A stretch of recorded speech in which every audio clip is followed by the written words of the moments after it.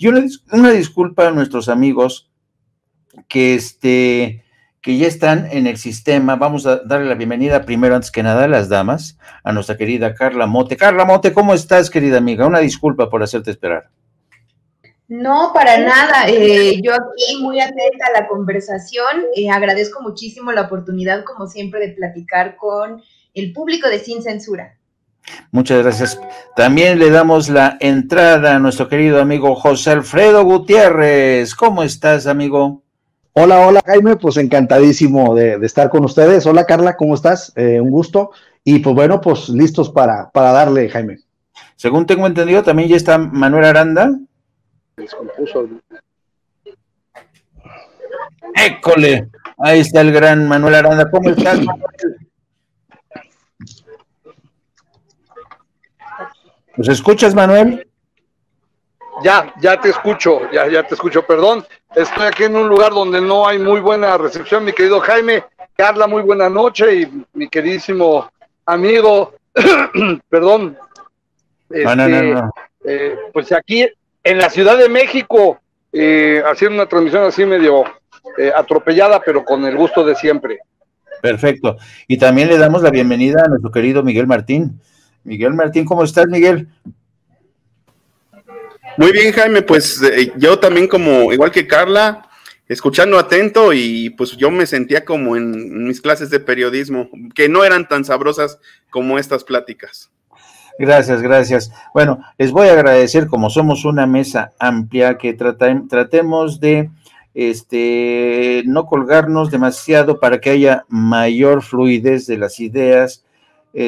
Y vamos a empezar, queridos amigos. Déjenme ver aquí la señorita Ceci, que me hace el favor de, como siempre, ordenarnos los temas que vamos a tratar. Un momento.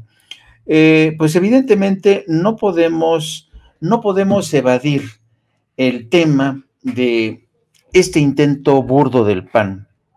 Yo diría que hasta infantil del PAN, por escabullirse de la historia, por hacerse a un lado, para que no lo confundan con Genaro García Luna. Entonces, vamos a empezar por ahí, y para eso le voy a pedir a nuestra querida Adri, a ver, el número 11, el video número 11, querida Adri.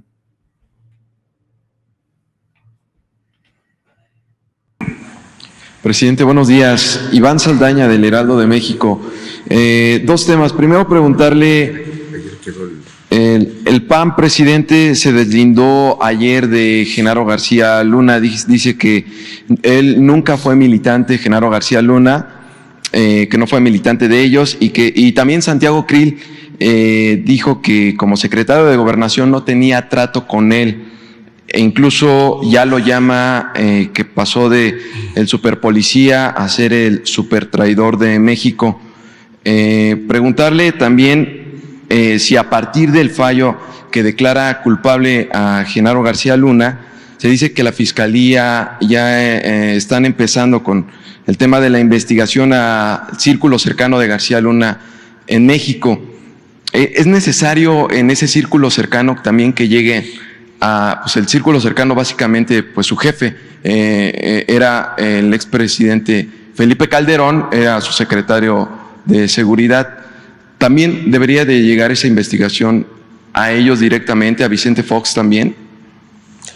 Pues mire, también celebro que después de un tiempo, porque se quedaron como pasmados, ya empezaron a manifestarse, ¿no? En este caso, los dirigentes del PAN, acerca de que si es militante o no García Luna. Pues eso no es lo fundamental. Lo fundamental es que fue hombre clave para enfrentar la delincuencia y se asoció a la delincuencia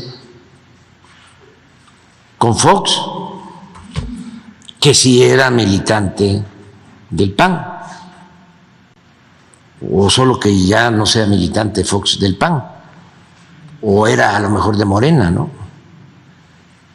Y fue secretario, sí, de Seguridad Pública de Calderón. Y de acuerdo a la Constitución, a las leyes, el titular del Ejecutivo nombra a sus secretarios.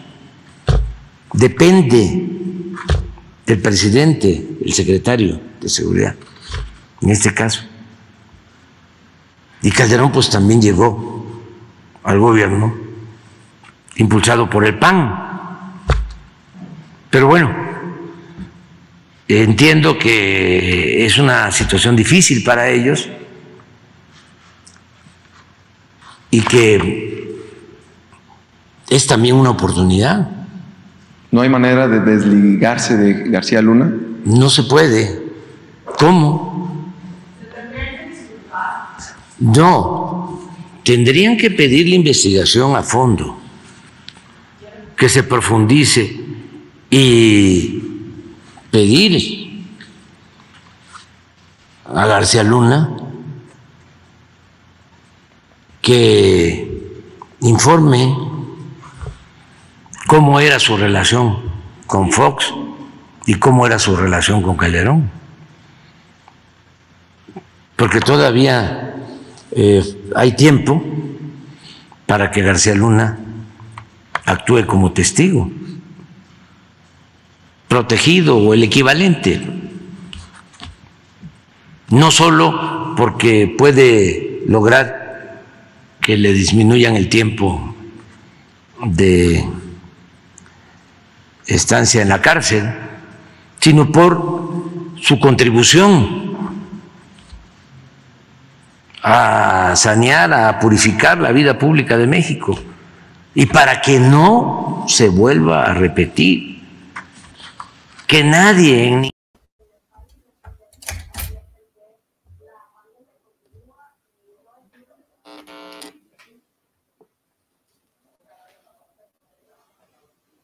Perdón, ya. Pues ahí tenemos al presidente hablando de la posibilidad remota, digo yo, de que el PAN se deslinde, de Genaro García Luna, que fue una pieza fundamental en la misión histórica de combatir al crimen organizado. Quiero empezar con Carla, por favor. Da mucho coraje todo el caso, la situación, las cosas que nos venimos a enterar, aunque fueran a cuentagotas en el caso de García Luna durante el juicio en Estados Unidos. Pero yo quisiera destacar aquí el cinismo de Marco Cortés cuando sale a esta declaración pública a afirmar que García Luna, al no ser militante del PAN, no tiene relación con el partido. Es una situación que sí, como bien lo dice el presidente, seguramente es muy difícil para los panistas, para la dirigencia de ese partido político, pero es como una declaración que resulta cínica, ridícula y yo diría que pues digna de mucho reproche por su propia militancia. A ver, García Luna fue la mano derecha de Felipe Calderón en una de sus políticas públicas que fueron estrellas. Durante la presidencia de Felipe Calderón, la mano dura contra el narcotráfico, que ahora ya sabemos que más bien fue un pacto de su narcogobierno, que por cierto implicó muchísima violencia de la que todavía no podemos salir, que además implicó un fraude multimillonario al Estado, al erario público, pues era la política pública que sostenía a su gobierno ilegítimo, porque llegó por la vía de un fraude. Que vengan a decirnos a toda la ciudadanía y a su militancia que no había relación entre García Luna y el PAN, que se deslindan de pues todas las acciones que él pudo haber cometido durante este fatídico, atroz sexenio que vivimos en este país, pues es un insulto para todas y para todos. Y yo quisiera incluso pensarlo, ¿cuál es la legitimidad actual del PAN y como consecuencia de ello de la alianza opositora, es decir, que incluye tanto al PRI como al PRD, o lo que queda del PRD, ¿cuál es su legitimidad en este contexto? Porque está demostrado a través de un juicio penal, de una sentencia ya ejecutoria, que pues hubo una relación con el narcotráfico y que esta política de mano dura fue lo peor que le pudo pasar a nuestro país. Y dentro de todo esto, todavía Felipe Calderón se atreve a salir a decir que lo volvería a hacer. Su comunicado fue básicamente eso.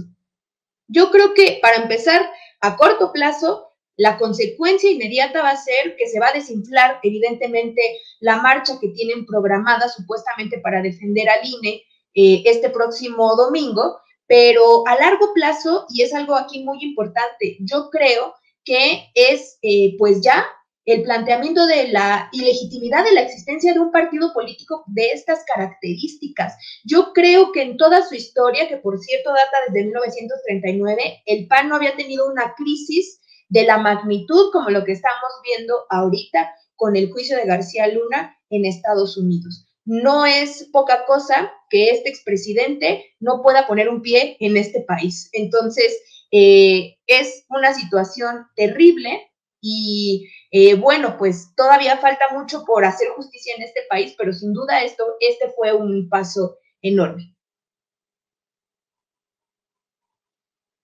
Que menciona Carla y que es muy interesante, querido José Alfredo. Es cierto, esto ha sido un golpe devastador para el PAN. A mí lo que me preocupa en México es que no tengamos a una oposición, porque yo creo que las democracias tienen que ser plurales, representativas. Yo no creo en un país de un pensamiento único. Siempre es enriquecedor tener oposición, pero una oposición de verdad, ¿no? Entonces, este golpe tan devastador contra el PAN, ¿tú crees que vaya en demérito de la democracia representativa en México? En otras palabras, no estamos ante el riesgo de prácticamente, porque igual el PRI no anda muy bien, querido José Alfredo. Entonces, tenemos pocas opciones y eso me preocupa. Me preocupa que la democracia representativa, un México más plural, más abierto, pues se convierta en un país donde haya tan pocas opciones políticas que representen el pensamiento y las preferencias de los ciudadanos. ¿O tú qué crees, José Alfredo? Bueno, en principio, Jaime, hay que ver que ante esta falta de oposición que tú atinadamente mencionas, pues ahora resulta que el Poder Judicial Federal pues es un opositor al gobierno de la Cuarta Transformación.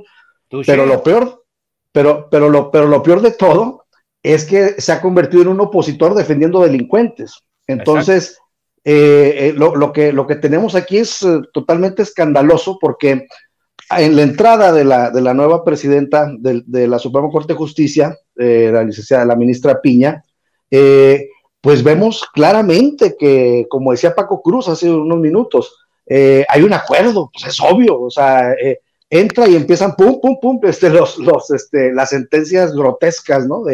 De Cárdenas Palomino, de descongelar las cuentas de la esposa de García Luna, y ahora la cereza en el pastel de que se exonera a Rosario Robles en un tiempo cortísimo.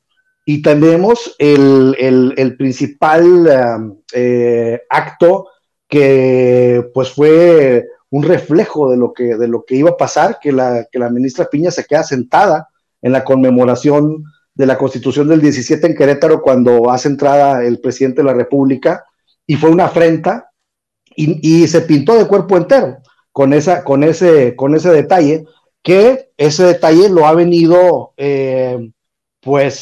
acompañando de este tipo de actos del Poder Judicial. Entonces uno dice, bueno, pues ya están descarados, ¿no? Ya no hay forma de defenderlo, no hay manera de pensar de que haya sido un dislate lo primero de Cárdenas Palomino. Entonces vemos que el Poder Judicial Federal de México se convierte en una oposición. ¿Por qué? Porque ante el hueco que dejan PAN y PRI de no poder enfrentar al gobierno de la Cuarta Transformación con argumentos, con propuestas, con ideología, pues ahora parece que el que viene a chocar de frente contra el gobierno de la Cuarta Transformación, pues es el Poder Judicial. Entonces eso es gravísimo. Y por otra parte, pues estamos viendo lo que tú comentabas sobre esta peligro o riesgo de la democracia representativa, y creo que a la luz del gobierno de Andrés Manuel López Obrador, que Andrés Manuel López Obrador indiscutiblemente es el precursor de la democracia participativa en México desde que fue jefe de gobierno en la Ciudad de México. Recordemos que hizo la consulta para el boleto del metro, la consulta para que si se quedaba o no en el cargo, la hizo 2 veces, y sobre los segundos pisos también hubo una consulta. Entonces, pues bueno, toda esta educación, este nuevo México que estamos viviendo a través de la democracia participativa que hemos venido, dicho sea de paso, las encuestas siempre han ido hacia arriba. De cuando nos han consultado, por ejemplo, nos consultó el presidente cuando era apenas presidente electo sobre si dejábamos o no el aeropuerto, y dijimos que no, que se hiciera el aeropuerto Felipe Ángeles, y así se cumplió. Después nos consultó sobre los 25 proyectos prioritarios y los aprobamos, y así sucesivamente. Después nos preguntó si hacíamos juicio a los expresidentes, y después si se quedaba en el cargo, y todas las encuestas han ido hacia arriba. Es decir, tenemos una activa participación, una activa democracia participativa en México, que sin duda el precursor de ella es Andrés Manuel López Obrador. Entonces, con la democracia representativa, que no nos ha ido nada bien con esa democracia, porque pues ahí tenemos casos como Lili Telles, que una vez que gana la elección para estar en el Senado, en un 20 se da la vuelta y empieza a atacar a quien la llevó al Senado. Tenemos el caso de Germán Martínez, un traidor sasasasasazo, que pues ya pasó al basurero de la historia, también traicionando la Cuarta Transformación. Es decir, la democracia representativa no es ninguna garantía, Jaime, y creo que qué bueno que se está desquebrajando la democracia representativa, y qué bueno que estamos avanzando nosotros, y que haya democracia representativa, pero auténtica.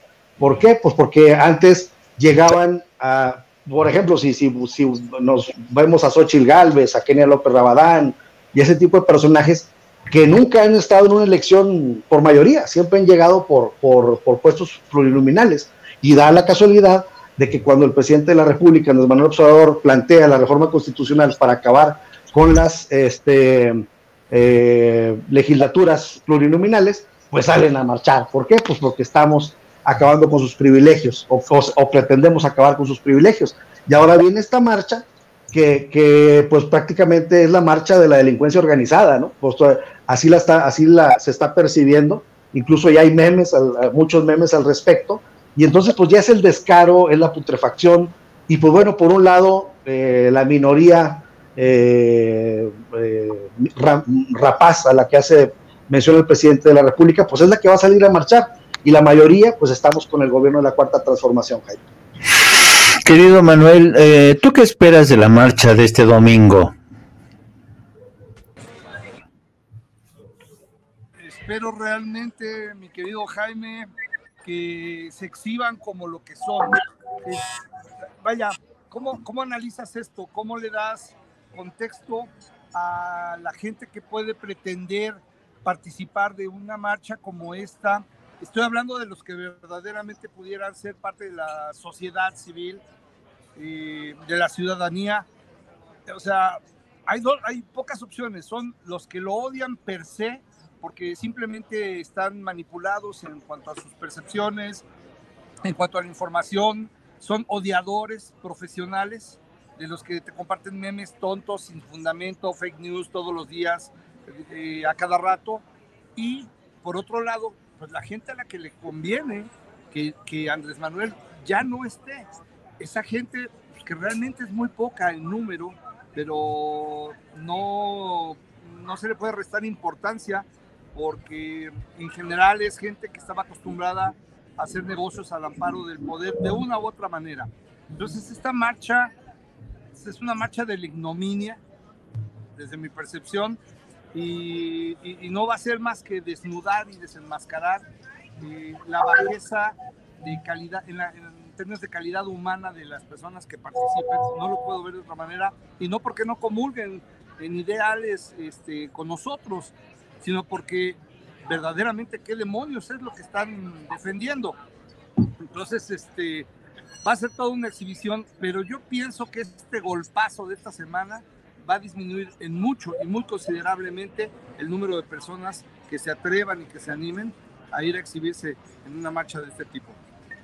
Muy bien, querido Miguel, mira, así como hemos visto que el PAN ha tratado de desmarcarse de Genaro García Luna, y por obvias razones, a mí me gustaría que pusiera Adri el video número 10, en la que el presidente se congratula de que algunos periodistas, sobre todo los que participan en 3 grados, aparentemente ya comiencen a reconocer que, a lo mejor no con estas palabras, pero al reconocer que Genaro García Luna representaba o representa lo peor del pasado del calderonato con esta alianza con los cárteles, pues comienzan a reconocer que estuvieron mal al defenderlo a capa y espada. Ponme el video número 10, querida Adri.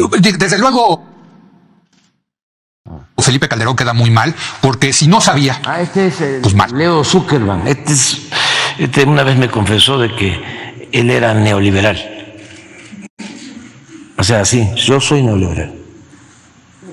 Yo digo, pues está bien, ¿no? Sigue tu camino.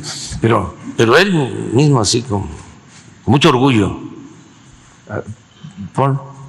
Y si sí sabía, pues peor, ¿no? Entonces, a ver, por donde lo veas. Es que es interesante lo que dice.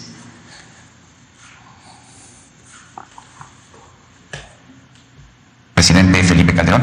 Desde luego, Felipe Calderón queda muy mal, porque si no sabía, pues mal.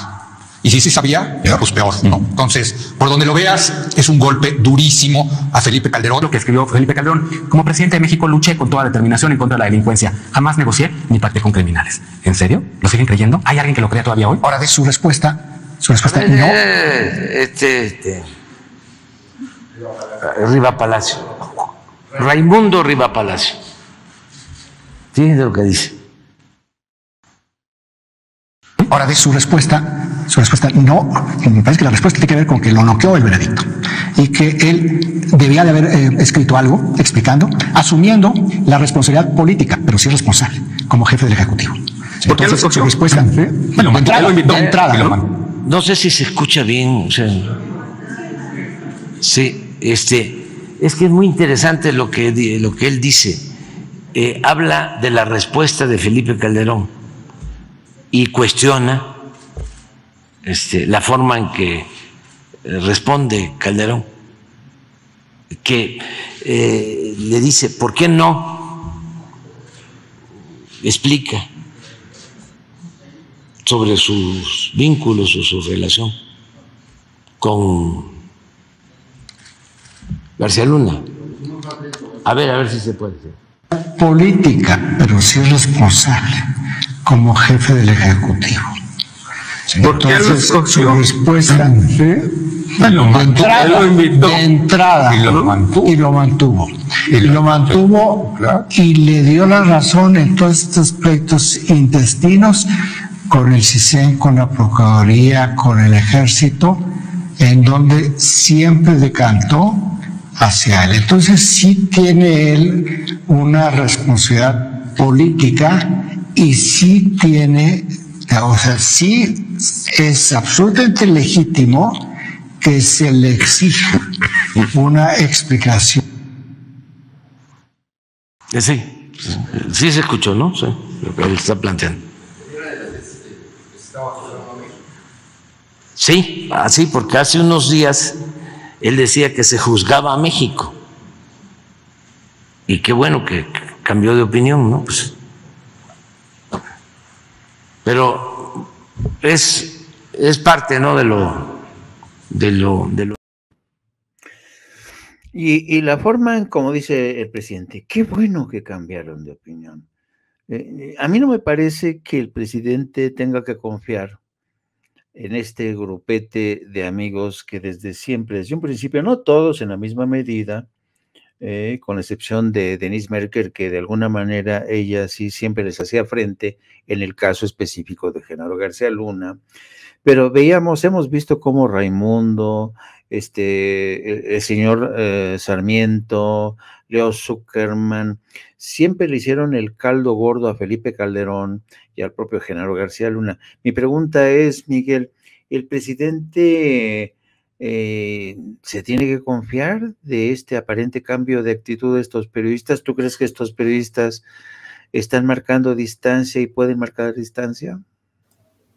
No, obviamente, más bien no tienen lealtad, más bien dejan en el camino a los caídos, porque pues cuando veían posibilidades de que se salvara de cierta forma García Luna, lo que estaban diciendo estos y otros pseudo periodistas era que es que allá los juicios son muy histriónicos, es que allá son vaguedades lo que están diciendo, que nada concreto, y es un show, decían es un show, es una telenovela, es una puesta en escena, a mí no me cuadra, así como esa concreta entrevista, ¿no?, que le hizo a Calderón, que obviamente son entrevistas a modo, y obviamente acuérdate de que incluso Ciro Gómez Leiva llegó a recibir a Genaro García Luna también con una entrevista a modo, son de esas entrevistas que se sabe en el ramo, que son hechas a posta para limpiar la imagen de una persona, ¿no? Es un favorcito, es tírame paro, ¿no? Es que necesito limpiar mi imagen. Y así funciona, aunque no lo parezca. A veces ante el gran público pareciera que los comunicadores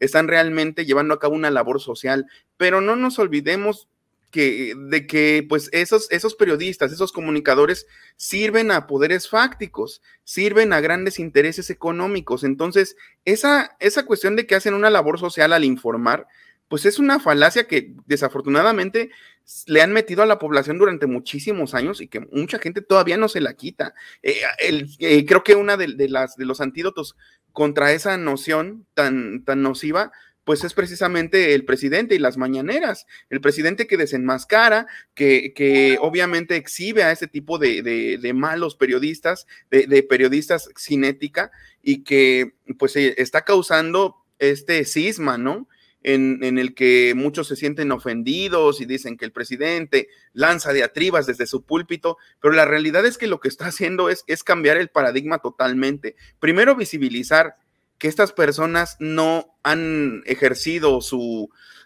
labor pensando en el pueblo, no es una labor social, es una labor por encargo, y esto lo ha hecho tradicionalmente Televisa desde hace muchísimo tiempo, por ejemplo, ¿no? Televisa que inició sin noticiarios propios, hay que decirlo también, que los noticiarios se los hacía, por ejemplo, Excelsior, y que de hecho pues tuvieron que cerrarle la boca, echarlo de Excelsior para que dejara de tener esa línea editorial y lo pudieran tener a modo, pero al principio los noticiarios televisivos más bien los mandaba a hacer Televisa, o lo que era más bien Telesistema Mexicano, los mandaba a hacer por parte de empresas de noticias, ¿no? Pero pues ahorita ya solo sirven a intereses, ahora más que nunca, y a intereses que están muy alejados del pueblo y que quieren recuperar el poder. Entonces, pues obviamente nadie se puede confiar, y para eso pues el presidente lo pone ahí, los exhibe ahí, ellos se ofenden demasiado, pero es lo que se necesitaba, porque si no, mucha gente no le iba a caer el 20. Y regresando un poquito a lo que decían del PAN, pues yo creo que el PAN, de hecho, si nos fijamos, pues como que nunca ha tenido identidad, como que de hecho, pues nada más su identidad la ha agarrado con base en los acontecimientos. Durante muchas décadas, el PAN tuvo esa fama de que pugnaba por la democracia, pero acordémonos que no surgió por eso. El PAN surgió como un partido expresamente anticardenista. Así es. Porque ellos no es que buscaran en ese momento democratizar la vida pública de México, sino lo que veían ellos era pues un ataque a su modo de vida. Para empezar, pues Cárdenas hizo algo que después ya no siguió, pero que fue muy interesante, que fue darle un enfoque totalmente socialista a la educación en México. Incluso hasta los libros de texto cambiaron, incluso esos libros de texto mostraban situaciones de padres obreros o campesinos. Eso ya no se volvió a hacer, al menos no con ese mismo ahínco. Después para contrastarse el PAN con las prácticas autoritarias, con los dedazos y los tapados del PRI, pues entonces sí fueron agarrando esa supuesta fama de demócratas. Pero eso después del maquillo se vino abajo, porque incluso pues fue Diego Fernández de Ceballos uno de los primeros panistas que se vendieron al PRI y que pues se volvió simplemente pues se cobijó bajo el ala de Salinas y ya de ahí nunca salió. Entonces pues si lo vemos así, realmente nunca han tenido una verdadera identidad, y menos ahorita. ¿Saben por qué? Porque los panistas, para nosotros y para cualquiera que los pueda identificar, son de derecha. ¿Qué panista prominente, conocido? Porque los marginales sí, pero ¿qué panista prominente se dice de derecha? Ninguno. No tienen ni siquiera el valor para admitir su filiación política, para admitir su ideología. Entonces, pues, está en decadencia, creo que ahora más que nunca, y no le vino nada bien lo de García Luna, y por eso es que, pues, no tienen la autoridad moral para convocar a marchar por México o en defensa de la democracia sin adjetivos, ¿no? Pero vamos a ponerle adjetivos a la democracia que defienden ellos, que es la democracia oligárquica, la democracia de los riquitos. Esa es la que defienden ellos, y que desafortunadamente todavía hay muchas personas a las que han cooptado, a las que les lavaron el cerebro con eso de que te van a quitar tu credencial de elector, y por eso van a marchar. Y a otras tantas, porque se documentó en la marcha pasada, que por ejemplo son de empresas que son parte del conglomerado de Grupo Salinas, como Total Play, y en pues les mandan un comunicado a todos los trabajadores, todos los obreros, todas las personas de hasta abajo de la pirámide, donde les dicen que es obligatorio por parte de la empresa participar en una caminata. Y así es como van a engrosar las filas de esa marcha, que está hueca de ideología, está hueca obviamente de credibilidad, y lo único que tiene pues es pelear por privilegios. Su única bandera es el privilegio, y es por lo que van a pelear, nada más eso. Pero como ya les dije, pues eso es efectista, que llenen las portadas de todos los periódicos golpistas, que llenen de fotos Twitter, que es un dominio en el que pues ellos se sienten como en casa, pero nos vemos en las urnas. Ahí es donde el verdadero poder de este movimiento en el que estamos nosotros inmersos, pues se hace patente, y se hizo patente con un INE a modo para ellos, ¿eh? No, hay que recordar que ellos perdieron con un INE a modo, porque el secreto está en la verdadera movilización del pueblo, que nada más estamos expectantes, y que los dejamos que prueben tantito lo que se siente tomar las calles, porque nunca lo habían hecho. Y vamos a nuestra última ronda. Les voy a pedir que sean tan gentiles, please, 2 minutos por cada intervención, porque tenemos ya encima la próxima mesa. Miren, les voy a pedir a Adri que nos ponga el retweet de Felipe Calderón.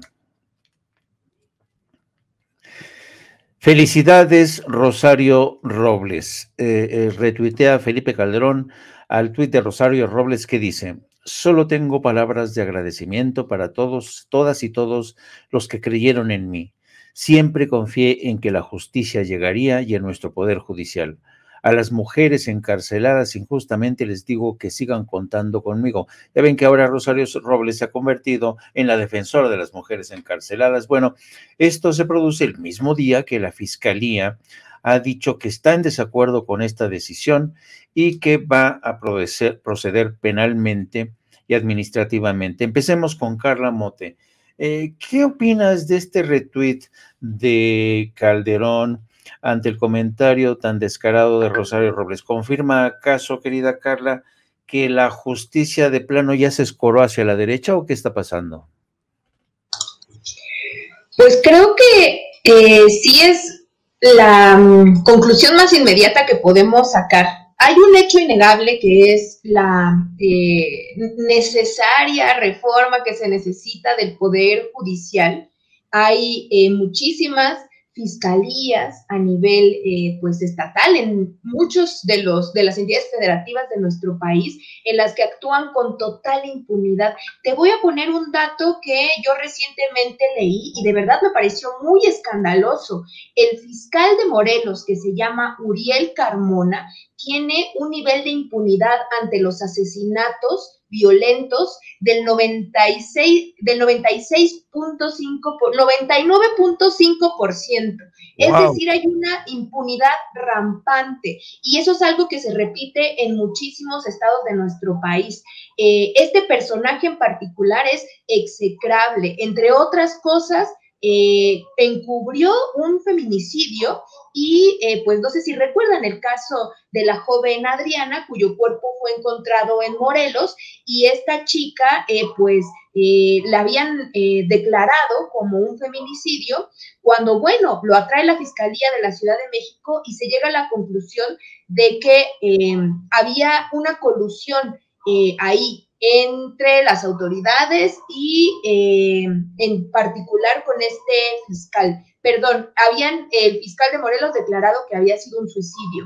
Como hay muchísimos ejemplos de este delito particular que es gravísimo, que es el feminicidio, pero lo pongo como un botón de muestra del poder judicial en nuestro país. En la Ciudad de México, afortunadamente, la situación es muy distinta, pero yo sí diría una cosa, incluso todo lo que observamos con esta disputa por la presidencia de la Suprema Corte de Justicia de la Nación, de lo que nos acabamos de enterar del plagio que también se presume por parte de la ministra Yasmín Esquivel, no solo de su tesis de licenciatura, sino ahora también de la de doctorado, nos habla de justo eso que comentabas, el tema de la impunidad y esta orientación hacia la derecha del Poder Judicial en general. Es una cuestión muy compleja, pero yo sí creo que la ciudadanía tenemos que ponerle mucho el foco a este asunto. Y en cuanto a Rosario Robles en particular, y no me quiero extender mucho para no quitar más tiempo a la siguiente mesa, pues es otro de esos casos. Ella, recordemos, pues fue puesta en sin la sentencia, pues, estaba en la cárcel durante su proceso por la estafa maestra. No es poca cosa, fue un desfalco al erario escandaloso. Entonces, bueno, lo que estamos viendo ahora es esto, y ahora que Felipe Calderón celebre este acto de impunidad, a mí me parece que, como lo sigo diciendo, es de un cinismo rampante de este personaje que ojalá nunca hubiéramos tenido en la presidencia, que llegó a través de un fraude, que costó muchísima sangre a nuestro país y que desafortunadamente sigue con estas intenciones de influir en la política mexicana, no nada más él, sino también pues a través de su esposa Margarita Zavala, quien es diputada federal. Es terrible. Yo lo que observo es que el PAN ya está deslindándose de Felipe Calderón, lo veo aislado, después sobre todo de lo de García Luna, pero toda esta situación es terrible y yo creo que hay que ponerle el foco a eso, apostarle a una reforma profunda del Poder Judicial. Muchas gracias. Y querido José Alfredo, tú ya dijiste que de plano que el aparato de justicia, como también decía Paco Cruz, se han convertido en la oposición. Este aplauso a la distancia de Felipe Calderón, que se ha convertido en una especie de viene, vas bien, ministra, vas bien el aparato de justicia, esto nos sirve a todos nosotros. Es escandaloso, ¿no? Bueno, en principio yo creo que habríamos de preguntarnos qué tanto le beneficia a Rosario Robles que la persona más desacreditada del momento a nivel nacional la felicite. Buen punto. Sí, entonces yo creo que Rosario Robles ha dicho, no me ayudes, compadre, pues estoy tratando de salir del lodo y tú me vuelves a meter, ¿no?, a las tierras movedizas. Eso yo creo, Jaime, compañeros, que lo que muestra es lo profundo de lo que es el PRIAN-RD, es lo profundo de lo que hay incluso en esas relaciones que desconocemos, que Andrés Manuel López Obrador siempre nos dijo son los mismos y que mucha gente no lo creía, y ahí está la muestra. Pero también Calderón está tan desprestigiado, está tan demolido, está tan devastado, que como lo decía Carla, hasta el PAN ya lo está haciendo por un lado, que busca ese oportunismo de decir, ay, pues ahorita me aviento un retweet de Rosario que está saliendo, ¿no? Entonces vemos a un Felipe Calderón totalmente ávido de estar en los medios de alguna manera para estar justificando su presencia en los medios, atacando al gobierno, pero caen dentro de un cinismo, como también lo decía Carla, terrible, que dices, no, pues bueno, es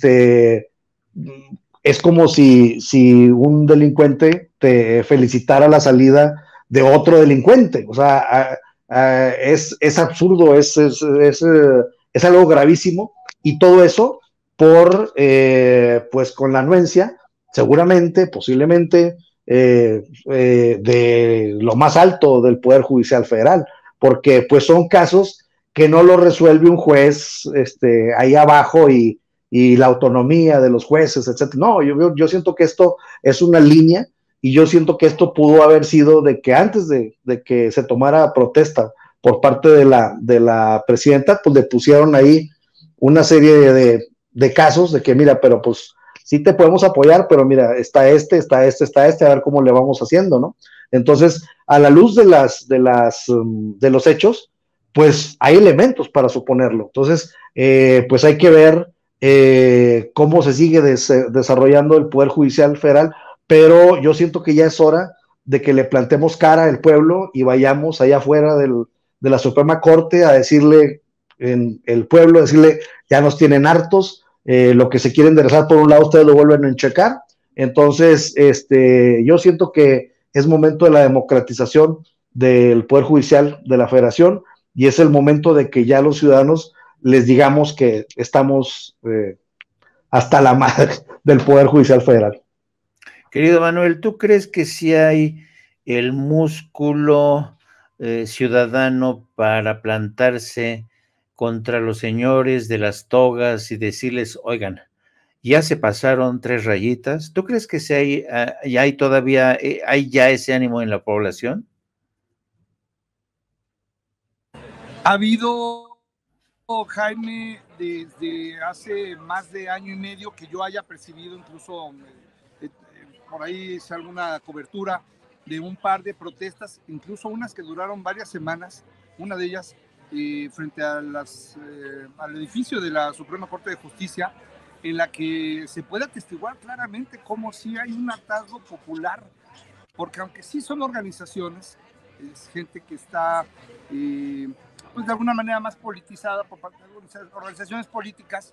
El fenómeno era que la gente, los transeúntes que iban pasando, se anexaban y tomaban parte de la protesta, tenían conocimiento de lo que estaba sucediendo. Había casos en específico en ese momento, cuando empezaron todo esto, sobre todo estas situaciones de juzgar a la gente que está en la cárcel por los temas de Pemex. Y pienso que sí hay músculo, hay sobradamente músculo. ¿Por qué? Porque simplemente la misma gente que apoya el movimiento, que apoya este cambio, que apoya las iniciativas del presidente López Obrador, pues es la misma gente que eventualmente podríamos estar saliendo a las calles también a presionar de manera ciudadana, con toda civilidad, pero también con toda contundencia, el derecho a tener un sistema de justicia que sea real. Y te lo digo como abogado, y tuve muchos compañeros, soy egresado de una universidad privada de aquí de la Ciudad de México, y entre mis compañeros pues, hay gente valiosísima y fantástica, pero también hay mucha gente que está acostumbrada a vivir de ese tipo de prebendas, tanto en el sistema judicial como en grupos o bufetes de abogados que al amparo del contubernio con la clase política obtenían ganancias brutales, verdaderamente brutales. Ahora ellos se han convertido en consumados detractores de las iniciativas del presidente López Obrador. ¿Por qué? Porque evidentemente se les ha ido cayendo el negocio, ya no es lo mismo que antes, aunque todavía pueden hacer bastante negocio con las relaciones que mantienen con el Poder Judicial, que tristemente nos dedicamos en algún momento, yo ya no lo hago, de litigio, pero cuando lo he hecho, y tantos otros abogados, la verdad es que es asqueante, porque hay ocasiones en las que te das cuenta que ni siquiera era necesario estudiar para abogado, basta con que te conviertas en una persona corrupta, sin escrúpulos, y te dediques a chicanear asuntos como gestorcito ahí afuera de los tribunales, teniendo los contactos adecuados, y esa gente hace mucho dinero sin haber estudiado, incluso en algunos casos. Imagínate quienes sí tienen la oportunidad de haber cursado una carrera, pero con los contactos correctos, hacen cantidades brutales de dinero defraudando a otras personas y por supuesto valiéndose, insisto, de los contubernios con el poder judicial corrupto y deshonesto, que no es en todos los casos, pero tristemente es algo que permea en una generalidad que es de asustar, porque nos coloca como ciudadanos en estado de indefensión. Querido Miguel, pues hemos escuchado que sí hay un hartazgo de la sociedad, que es una estructura que está muy corrompida, francamente, y mi pregunta va precisamente en ese sentido. Hay hartazgo, hay hambre de cambio en el aparato judicial. Mi pregunta ¿es viable ese cambio desde tu punto de vista? Es que pasó como con Franco, ¿no? Que Franco se fue, pero dijo, lo dejo todo atado y bien atado. Entonces, pues el orden constitucional, el orden legal de este país lo dejaron hecho muy a modo para que no fuera tan fácil dar pasos hacia atrás o deshacer lo hecho, ¿no? Deshacer los nudos. Entonces, una de las cuestiones en las que lo vemos es el INE, por ejemplo. Para reformar al INE, lo que está costando, y también lo que costaría reformar el Poder Judicial. Hay cuestiones que eran muy sutiles, pero que que tuvieron muchísimo tiempo, muchísimas décadas, para armarlas muy bien y dejarlas a modo, para que costara muchísimo trabajo revertir lo que ellos habían dejado hecho, ¿no? Entonces, ¿a qué me refiero? Pues a que las leyes en México caminan en efecto muy lentamente, la impartición de justicia camina muy lentamente, igualmente hay muchísima corrupción, pero todo eso se volvió sistemático. Todo esto no son cuestiones aisladas, sino que se volvió casi identitario de estas instituciones. Entonces, pues todo está hecho a modo de los que sí se fueron del poder, pero se fueron riéndose porque nos hicieron la maldad de dejarnos todavía a sus amigos en el Poder Judicial, a sus amigos en la autoridad electoral, y eso es lo que pues todavía es otra parte del cambio que a lo mejor no lo tuvimos tan presente a la hora de decir que ya habíamos por fin llegado al poder, el pueblo había llegado al poder, pero no del todo, y ahí es donde nos acordamos, ¿no?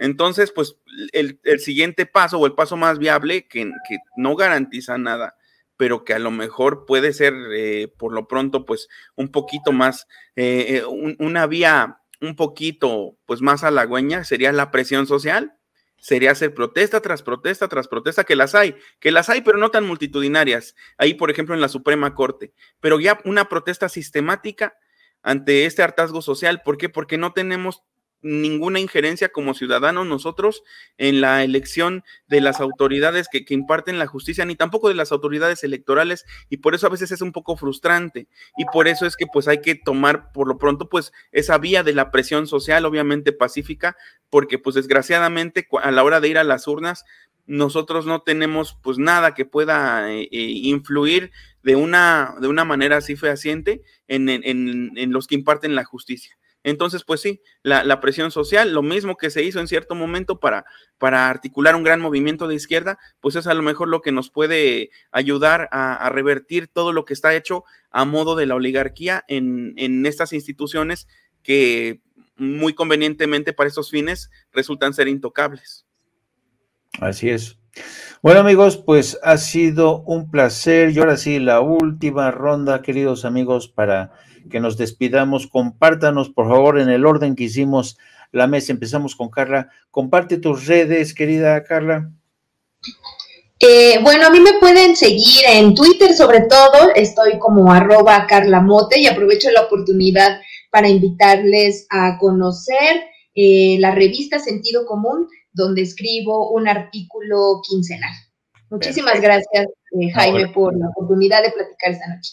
Gracias a ti, querido José Alfredo. Gracias, Jaime. Pues bueno, me encuentran en Twitter como @Gutiérrez Falcón, en Facebook como José Alfredo Gutiérrez Falcón, y les invito a comprar mi libro 4T, que es un análisis pues muy detallado de los 4 años de gobierno del presidente Andrés Manuel López Obrador, y si me lo piden en @Gutiérrez Falcón o en Facebook José Alfredo Gutiérrez Falcón, por ahí se los podemos hacer llegar. Lo tengo en PDF en una super promoción de 99 pesos en mi portal gutierrezfalcón.media. Ya han descargado varios, me da mucho gusto.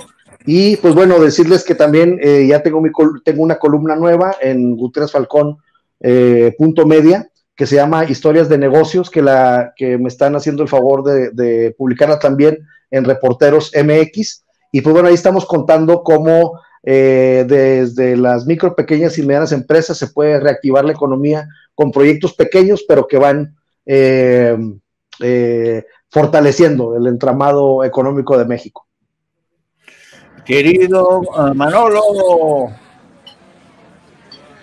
Bueno, pues antes que nada agradecer esta nueva oportunidad, mi querido y admirado Jaime.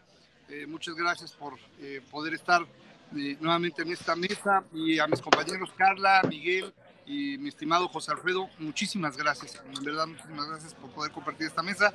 Y las redes, las tradicionales, principalmente Twitter, @ArandaMontero, @ArandaMontero en Twitter, y en Facebook estamos como Voces Libres. Muy bien. Querido Miguel, compártenos tus redes también, por favor. Claro que sí, muchas gracias. Pues me encuentran en mi canal Al Aire con Miguel Martín, que pues lo identifican por este colibrí. También en Twitter como @MiguelMartinfe, en Facebook como Miguel Martín Felipe Valencia.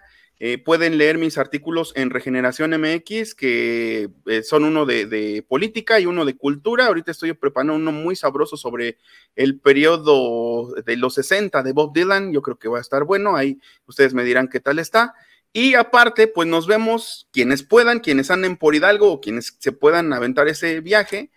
Voy a estar el domingo, este domingo, en la Feria del Libro de Pachuca, a las 4 de la tarde, presentando mi libro La Primavera Digital Mexicana. Ahí estamos. De hecho, mañana van a estar Alejandro Rosado y Ramiro Padilla, y a mí me toca el domingo 26 a las 4 de la tarde. Hay un pequeño error por parte de los organizadores que me pusieron que soy de Tijuana. En realidad soy de Nesa y mi mamá es de Mineral del Chico, entonces en Pachuca me voy a sentir como en casa.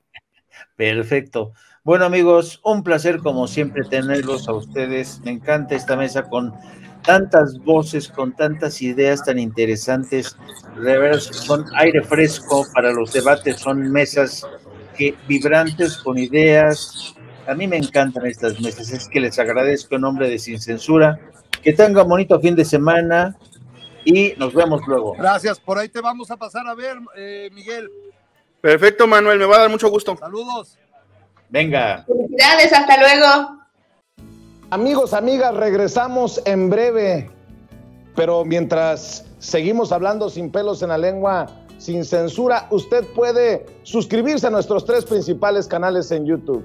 Sin Censura Media, en donde tenemos más de 1.600.000 suscriptores, Sin Censura TV, en donde tenemos más de 1 millón de suscriptores, y en Sin Censura Presenta, en donde queremos llegar muy pronto a los 100,000 suscriptores. Si usted ya está inscrito en Sin Censura Media, suscríbase en Sin Censura TV. Si ya está suscrito en Sin Censura TV y Sin Censura Media, suscríbase a Sin Censura Presenta. Recuerde que es gratis, no tiene que sacar un solo centavo de su bolsillo para apoyarnos. Dele clic en la campanita para que los señores y señoras de YouTube envíen las notificaciones cuando estemos transmitiendo en vivo y en directo o estemos subiendo videos. También nos puede seguir en Twitter en @Vicente Serrano y hasta en Instagram.